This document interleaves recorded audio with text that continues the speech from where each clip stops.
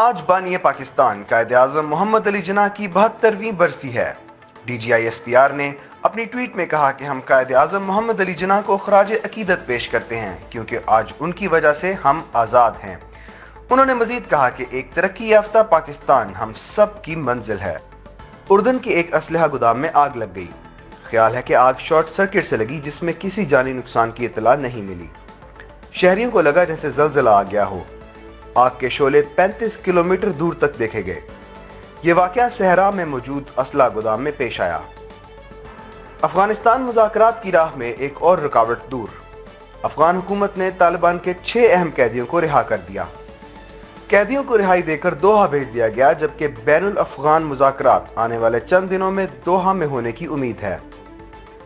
Motor وے case میں عورت سے زیادتی ثابت اور 7 مشکوک افراد کا DNA مکمل کرا لیا گیا۔ مزید تفتیش جاری ہے۔ پولیس نے کہا کہ جس جگہ واقعہ ہوا وہاں نہ تو حفاظتی باڑ لگی تھی اور نہ ہی پولیس کو CCTV سے کوئی مدد حاصل ہو سکی۔ عثمان بزدار نے کہا کہ موٹر وے پر خاتون سے زیادتی کا کیس جلد حل ہوگا۔